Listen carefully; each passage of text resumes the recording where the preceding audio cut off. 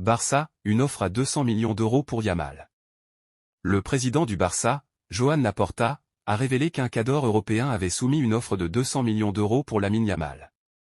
Joan Laporta aurait eu de quoi éponger toutes les dettes du Barça avec un tel chèque. Dans un épisode de El Podcast, disponible sur la plateforme de streaming des Catalans, Barça One, le président barcelonais a révélé que son jeune prodige Lamine Yamal avait fait l'objet d'offres astronomiques. Nous avons reçu des offres pour des joueurs comme Lamine Yamal, de 200 millions d'euros, et nous avons dit non.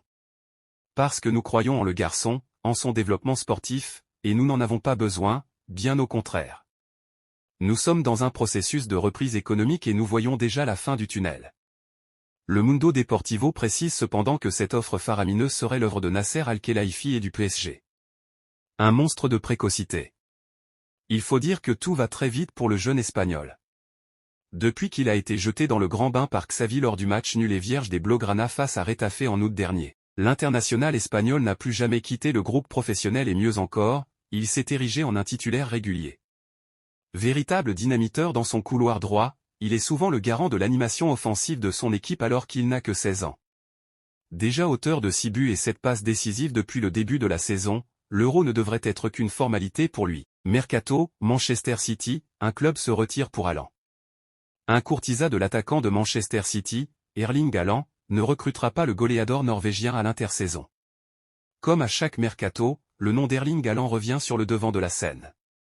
Sous contrat jusqu'en juin 2027 avec Manchester City, un club anglais au sein duquel il ne touche pas le salaire le plus important de l'effectif de Josep Guardiola, l'attaquant norvégien poursuivra-t-il l'aventure chez les Citizens une fois terminée la saison 2023 à 2024 ?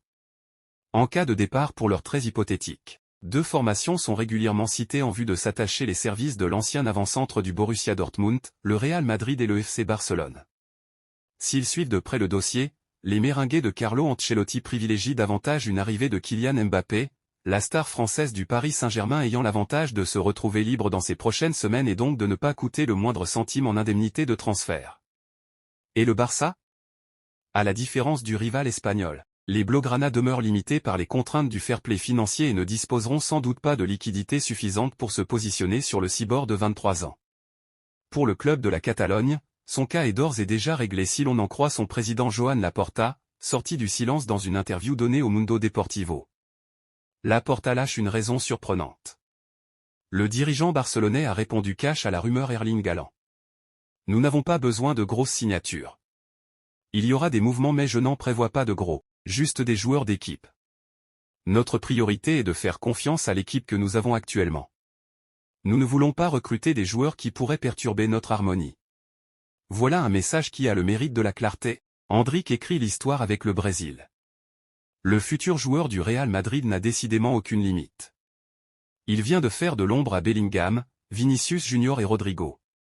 Il n'a que 17 ans mais il s'inscrit déjà dans l'histoire de la sélection brésilienne. Endrick vient de réaliser une performance qu'il n'oubliera pas et qui fait grossir un peu plus encore les espoirs à son sujet. Le futur joueur du Real Madrid vient de conquérir Wembley en donnant la victoire à la sélection brésilienne face à l'Angleterre. Dans cette rencontre où Jude Bellingham a joué presque 70 minutes. De même pour Rodrigo Goes et 90 minutes pour Vinicius Junior, c'est bien le toujours actuel joueur de Palmeiras qui a fait la différence seulement 9 minutes de jeu après son entrée en jeu à la place de son futur coéquipier Rodrigo.